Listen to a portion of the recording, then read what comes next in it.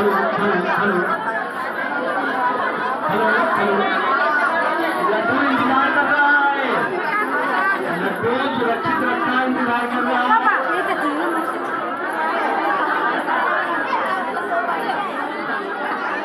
सभी लोग साथ देंगे। भारत माता की जय, भारत माता की जय। बार बार नहीं बोल रहे हैं। भारत माता की जय, वंदे वंदे वंदे। बहुत बहुत धन्यवाद। आज 77वें 15 अगस्त राष्ट्रीय पर्व पर इस 75वें आजादी के अमृत महोत्सव वर्ष के उपलक्ष्य में कृपया शांत रहे। 2 मिनट शांत रहिए, 2 मिनट शांत रहिए। आजादी के अमृत महोत्सव वर्ष के उपलक्ष्य में, क्योंकि देश को आजाद हुए 77 साल हो गए, लेकिन जब से हम लोग पूर्ण स्वतंत्र हुए तब से 75 वर्ष हुए हैं। हम लोग 75 वर्ष में आज कार्यक्रम आयोजित कर रहे हैं ग्राम पंचायत आसलपुर के कंपोजिट विद्यालय में। इस आयोजन का श्रेय आज सरस्वती विद्यालय के प्रभारी श्री दिनेश सिंह भदौरिया जी एवं युवा टीम, बहुत सारे शिक्षक भाई हैं, बहुत मेहनत से, बहुत कर्मठता से आपके गांव में आपके बच्चों को शिक्षण और प्रशिक्षण कार्य में लगे हुए हैं। आज का जो आयोजन है बच्चों का, आप काफी पहले से तैयार कर रहे थे, बहुत अच्छी प्रस्तुति हुई। तो सबसे पहले आपका मैं बहुत बहुत आभार और साधुवाद व्यक्त कर रहा हूं पूरी टीम को। इसके साथ ही हमारे गांव के नन्हे मुन्ने बच्चे, जिनको आप ये समझते होंगे कि ये कुछ नहीं जान रहे हैं, कुछ नहीं कर पाएंगे, इन बच्चों के अंदर बहुत अच्छी प्रतिभा है जो आप लोगों ने देखा है। जो हमारे शिक्षक बंधु उस प्रतिभा को निखार रहे हैं। थोड़ा सा अपने घर में यदि संभालने का काम करेंगे तो यही बच्चे हमारे गांव का और हमारे जिले का, हमारे देश का नाम रोशन करेंगे। थोड़ा सा सहयोग करने की जरूरत है। और हमारी देवी स्वरूपा, हमारी बहनें जितनी बैठे हुई हैं, हमारे गांव के जो बुजुर्ग लोग हैं, देवता सुन हमारे बुजुर्ग लोग, हमारी नवयुवा जो जितने भी नवयुवक हैं, मैं सबको शीर्ष झुकाकर प्रणाम करता हूँ, वंदन करता हूँ, अभिनंदन करता हूँ। आपकी बात बहुत अच्छी भीड़ है। और अभी चर्चा हो रही थी गुरुजी के साथ कि जब भी आगे के कार्यक्रम होंगे तो हम लोग टेंट की व्यवस्था करेंगे। यदि इसी तरह आप लोगों का उत्साह रहेगा तो मुझे लग रहा है आगे के जितने भी कार्यक्रम होंगे हम लोग टेंट की व्यवस्था करेंगे ताकि सबको उचित व्यवस्था हो बैठने की। ये जो कार्यक्रम है, जैसे हम लोग दीपावली, दशहरा, होली मनाते हैं, ये त्योहार बाद के हैं। ये जो राष्ट्रीय त्योहार है 15 अगस्त, 26 जनवरी, इसको धूमधाम से मनाना चाहिए।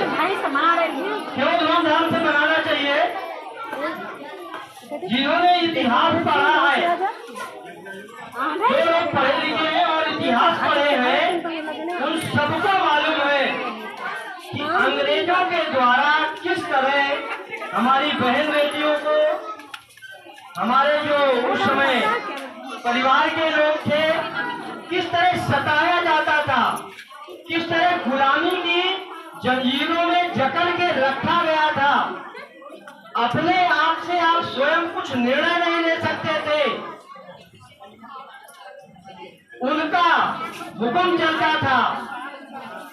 अभी आप लोगों ने जो वीर शहीद थे हमारे, जो देश को आजाद कराने में अपनी जान की कुर्बानी लगा दी है, वो सब एक रोल प्ले के रूप में हमारे गांव के बच्चे, नन्हे मुन्ने बच्चे आए थे और यहाँ पर अपनी प्रस्तुति दिए हैं। ये सब बहुत अच्छी प्रस्तुति दिए हैं, क्योंकि इसलिए प्रस्तुति अच्छी दिए हैं कि यहाँ पर मंच में आके, ऐसे तो चाहे जो आदमी जितना बोल ले, लेकिन मंच में जब लोगों के सामने माइक पकड़ के बोलना पड़ता है तो अच्छे अच्छे पढ़े लिखे लोगों की ठिकी बन जाती है। ये बच्चे जितना अच्छा यहाँ पर प्रस्तुति किए हैं, बहुत ही तारीफ करने लायक है, बहुत ही बधाई के पात्र है। और सबसे ज्यादा बधाई के पात्र वो लोग हैं जिन शिक्षकों ने इनको तैयार करने में 2-4-10 दिन समय दिया,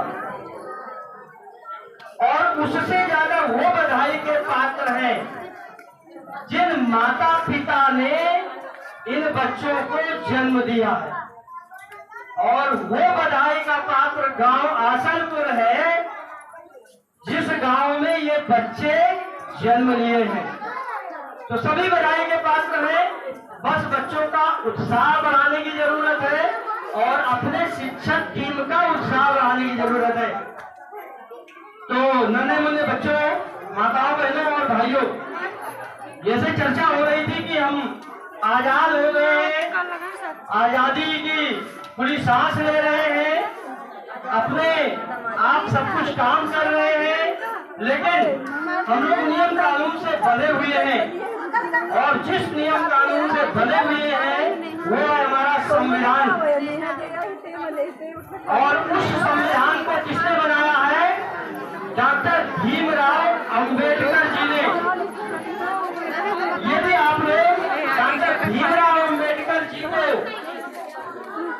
का एक नाटक आता है, सीरियल आता है, और सीरियल यदि ना देख पाए तो सबके पास बड़ा वाला फोन है। आप लोग यदि डॉक्टर भीमराव अंबेडकर जी की कहानी और उसका सीरियल बोलेंगे तो आ जाएगा, उसको सुनिएगा। क्योंकि जब जिम्मेदारी की प्रथा थी, जमींदार लोग थे, उस समय की जो प्रथा है, उस समय क्या था, छुआछूत बहुत ज्यादा थी। और डॉक्टर भीमराव अंबेडकर जी जब जिस स्कूल में जाते थे, उनको स्कूल में दूर अलग बैठाते थे, उनको पढ़ने के लिए कोशिश करते थे अध्यापक ने कि कम से कम उसको आए। लेकिन उसके उस व्यक्ति के अंदर, उस बच्चे के अंदर ऐसी बुद्धि थी कि वो ना भी आप कम भी पढ़ाएंगे तब भी वो जो है सुन के, देख के, सीख के आगे बढ़ा। और उस समय डॉक्टर भीमराव अंबेडकर जी जब शिक्षा की बहुत ज्यादा कमी थी, उस समय जो है लॉ की डिग्री, वकालत, विदेश से पढ़ाई पूरी करके आए थे। और उन्होंने एक अभियान चलाया था कि मैं जो ये छुआछूत है, भेदभाव है, और जो ये दलित और पिछड़ा समाज जकड़ा हुआ है, इसको मैं इन कुरीतियों को दूर करके मानूंगा। उन्होंने लड़ाई लड़ा, संघर्ष किया, और उस जब देश आजाद होने के बाद संविधान बना तो उस संविधान कमेटी के वो राइटर नियुक्त किए गए, लिखने के लिए राइटर नियुक्त किए गए। उन्होंने पूरी राइटिंग किया, लिखा, और उसी संविधान के अनुसार हम और आप लोग आज उसी नियम कानून के आधार पे बने हुए हैं, सभी लोग बने हुए हैं। और सबको अवसर मिलता है, बराबर अवसर मिलता है, महिलाओं को भी अवसर मिलता है, पुरुषों को भी अवसर मिलता है, सभी जातियों को अवसर मिलता है। आपने देखा होगा आज यदि महिलाएं यहाँ पर कुछ टीचर हैं, कुछ स्वास्थ्य विभाग में भी महिलाएं हैं, प्रधानमंत्री भी बनी है, मुख्यमंत्री भी बनी है, और आज राष्ट्रपति जो भारत देश का प्रथम नागरिक होता है, पूरे भारत देश का प्रथम नागरिक वो महिला है, और वो भी आदिवासी महिला श्रीमती द्रौपदी मुर्मू जी। वो आदिवासी महिला है जो जंगल में आज भी लोग अपने हिसाब से रह रहे हैं, अपनी वेशभूषा में रह रहे हैं, उनका अपना नियम कानून चल रहा है। ऐसी आदिवासी महिला को हमारे देश की जो संविधान है, उस संविधान में और जो वोटिंग करने वाले लोग हैं, सांसद और विधायक लोगों ने उसको बनाया है। तो ऐसा नहीं है, हमारा संविधान ऐसा बना हुआ है कि सबको अवसर देता है, बशर्ते उस क्षेत्र में हम लोगों को आगे निरंतर प्रयास करना पड़ेगा। और जब आप प्रयास करेंगे तो निश्चित तौर पे सफलता मिलेगी। ये नहीं कि हमें कोई पूछने वाला नहीं है, हमें कोई देखने वाला नहीं है। पूछने वाले भी लोग हैं और देखने वाले भी लोग हैं, बस आपको प्रयास करने की जरूरत है। जब आप प्रयास करेंगे तो निश्चित तौर पे जो आप चाहेंगे वो बन जाएंगे। एक दो बार फेल भी हो सकते हैं, लेकिन तब भी निरंतर प्रयास करते रहना चाहिए। तो आज हम पुनः उन वीर शहीदों को बार बार नमन करते हैं, श्रद्धांजलि देते हैं, जिन्होंने हमारे देश को आजाद करने के लिए अपनी कुर्बानी दी है, अपने परिवार और का ध्यान नहीं दिए हैं, अपने देश को ही अपना परिवार समझे हैं, और आज वो लोग अमर हैं। और इसीलिए 15 अगस्त और 26 जनवरी को उन लोगों का नाम लेके बार बार नारे लगाए जाते हैं, अमर रहे और अमर रहे। महात्मा गांधी अमर रहे, चंद्रशेखर आजाद अमर रहे, सरदार भगत सिंह अमर रहे। तो जो व्यक्ति समाज के लिए काम करेगा, जो व्यक्ति देश के लिए काम करेगा, उसका नाम स्वर्ण अक्षरों में लिखा जाएगा, और उसको मरने के बाद भी लोग याद करेंगे। इसलिए आप लोगों को सबको चाहिए कि देश के लिए यदि आप जो भी काम कर रहे हैं, थोड़ा बहुत जितना भी हो सके वो समाज के लिए करिए। और समाज के लिए कैसे करेंगे? यदि कोई पीड़ित है तो उसकी मदद करिए, जितनी हो सके उतनी मदद करिए। जिसको जो अवसर मिले उस हिसाब से मदद करिए। रास्ते में हम चले जा रहे हैं, कोई एक्सीडेंट हो गया है, उसकी मदद करिए। यदि किसी के माँ बाप अपाहिज हो गए हैं, नहीं है, तो उनके यदि बेटे हैं तो उनकी जितनी मदद हो सके उतना करें। ये जितना भी इस तरह का हम पुण्य का काम करेंगे वो आपको कहीं ना कहीं फलदायी होगा। दूसरे के लिए करेंगे, आप नहीं जान रहे हैं उसको, लेकिन फिर भी यदि आपने कर दिया कहीं तो वो घूम फिर के कहीं ना कहीं आपको उसका फल मिलेगा। इसलिए जो भी हो सके आपसे, कहीं भी हो, गांव में हो, पड़ोस में हो, समाज में हो, कहीं भी हो, उतना आप सहयोग करिए, मदद करिए और प्रयास करिए। ईर्ष्या भाव छोड़ दीजिए। लोग ईर्ष्या करते हैं, ईर्ष्या छोड़िए, स्पर्धा रखिए। ईर्ष्या और स्पर्धा में थोड़ा सा अंतर है। ईर्ष्या लोगों को जलाती है, ईर्ष्या लोगों को जलाती है और स्पर्धा नई सीख देती है। तो इसलिए स्पर्धा की जरूरत है, ईर्ष्या को त्यागना है, दफनाना है। ठीक है, यदि आप ऐसा करते हैं तो निश्चित आपको तरक्की मिलेगी और जिस क्षेत्र में मिले आप लगे हुए हैं सफल होंगे। दूसरी बात क्या होता है कि यदि आप किसी को ईर्ष्या करके खींचने की कोशिश करते हैं, जैसे मैं एक उदाहरण दे रहा हूँ, बेटा खड़े होगा, ये बिटिया है, ये बिटिया खड़ी है यहाँ पे और मैं यहाँ पे खड़ा हूँ। यदि किसी को ईर्ष्या करके हम इसको खींचने की कोशिश करेंगे कि ये पीछे आ जाए, इसका नफा नुकसान हो जाए, तो इसको मैंने खींचा, ये पीछे आ गई, लेकिन मैंने खींचा, मैं भी पीछे चला गया। पीछे गया कि नहीं? और यदि हम उसको खींचते नहीं, स्पर्धा करते, उससे सीखते, तो शायद वो भी आगे बढ़ता और हम भी आगे बढ़ते। ईर्ष्या और स्पर्धा में यही अंतर है। तो सभी लोग आगे बढ़ें, खुशहाल रहें, गांव का विकास होगा, मिलजुल कर गांव का विकास करें। और यदि कहीं पर कोई दिक्कत होती है, आपको लगता है कि यहाँ पर ये होना चाहिए गांव के विकास के लिए, तो उसको मन में डाल के मत रखिए, मन में डाल के मत रखिए, उसको आप लोग कहिए। किससे कहना है? ग्राम पंचायत का कार्यालय बना हुआ है, वहाँ पर हमारा पंचायत सहायक बैठता है हमेशा। वहाँ पर कहिए प्रत्येक शुक्रवार को समाधान दिवस लगता है। कोई आए या ना आए, यदि आपको ऐसी समस्या समझ में आ रही है तो आप वहाँ पर जाइए और वहाँ पर बताइए, उसका समाधान होगा, चाहे व्यक्तिगत हो या सामूहिक हो। जब तक आप कहेंगे नहीं तब तक उसका समाधान नहीं होगा। दूसरी बात, जितनी भी हमारी बच्चियां हैं, जितनी भी हमारी बच्चियां हैं और बच्चे हैं, उनके साथ निवेदन है भेदभाव ना करें, भेदभाव ना करें। जो बच्चे के लिए खाने की व्यवस्था करें वही बच्ची के लिए करें।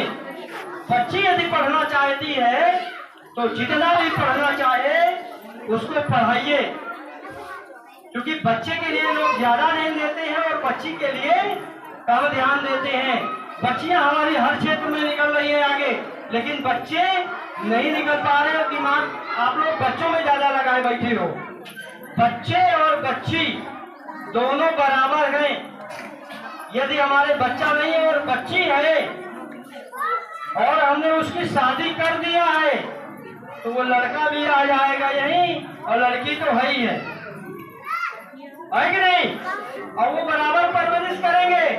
और यदि लड़का है तो लड़का एक तो सेवा नहीं करता है, और यदि थोड़ा बहुत सेवा करेगा भी, और जब शादी कर देंगे आप तो शादी के बाद तो भूल जाइए कि आपको रोटी मिलेगी। शादी के बाद भूल जाइए बिल्कुल। ये 80%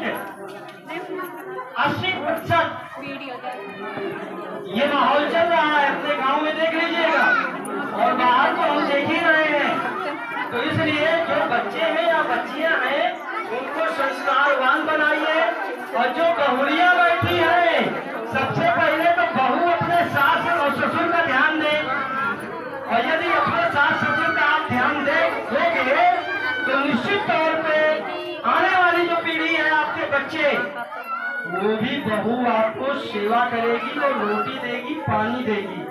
और यदि आप नहीं देंगे तो उनको पहली बात तो वो सुन लेंगी, और नहीं पड़ोसन तो बता ही देगी कि तुम्हारा जो सास रही है या अपने सास ससुर की सेवा नहीं कर दिया है, तो लड़ाई झगड़ा कभी न कभी हुई तो वो मुंह पे कही देगी कि जब कहाँ पे अपने सास का ससुर का परेशान किए हैं वही काम में कहीं का परेशान ठीक है ना। तो इसलिए निवेदन है कि अपने बच्चियों को भी संस्कार दें, जहाँ पर बच्चियां जाए वहाँ पे सास ससुर की सेवा करें। आप लोग यदि बहू के रूप में है तो अपने सास ससुर की सेवा करें, ये संस्कार बहुत जरूरी है। अपने बच्चों को अच्छे से पढ़ाएं। और ये बड़े वाला यदि फोन हो, बड़ा वाला फोन यदि अपने बच्चों को दिए हैं तो मेरा निवेदन है कि इस बड़े वाले फोन को, इसमें अच्छाइयाँ भी है बुराइयाँ भी है, तो बच्चों को ये संस्कार दें कि अच्छी चीजें निकालें और बुरी चीजें ना देखें। क्योंकि आए दिन इस बड़े वाले फोन के चक्कर में महिलाएं चली जा रही हैं पाकिस्तान। यहाँ भी शादीशुदा महिलाएं अभी जो है सीमा हैदर 4 बच्चे लेके पाकिस्तान से आ गई है। और यहाँ की एक महिला जिसके मुझे मंजू, जिसके एक बच्चे इसके भी हैं, ये चली गई पाकिस्तान। और अभी एक बांग्लादेश की महिला यहाँ हिंदुस्तान आ गई। कहाँ से? केवल इसके बल पे, इसके बल पे। इसमें कितनी बड़ी दम है। तो निवेदन है कि अपने बच्चियों को जरूर आप बताएं। और जो बहू है, बहू के रूप में है, वो भी इस बात का ध्यान दें। कोई भी यदि आपको लॉलीपॉप दे रहा है, अच्छी अच्छी बातें कर रहा है, आपके मोबाइल में रिचार्ज डाल रहा है, तो आप ये मान के चलिए कि आपके साथ वो ठगाई करने वाला है। ये सावधानी रखिए। आपका पति वो चाहे जैसा भी हो, वो देवता है। आपके माँ बाप चाहे जैसे भी हो, वो देवता है। इस बात का ध्यान रखिएगा।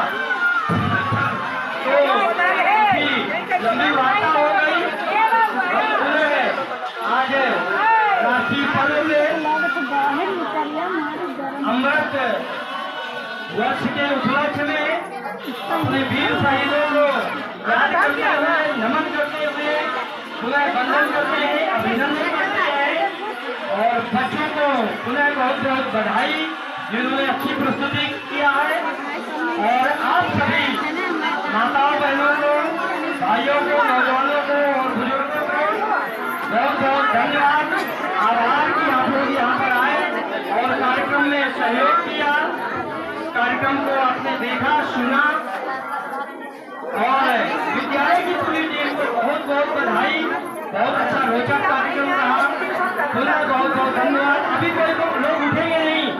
मिष्ठान जब प्राप्त हो जाए या मिष्ठान की जो व्यवस्था है उसके आधार पे ही आप लोग उठेंगे। अभी हमारे जो विद्यालय के प्रधानाचार्य महोदय हैं, उनका उद्बोधन होगा, उनको हम लोग सुनेंगे। इसके बाद ही मिष्ठान वितरण होगा और सभी लोग जाएंगे। पुनः आप सभी लोगों को बहुत बहुत धन्यवाद।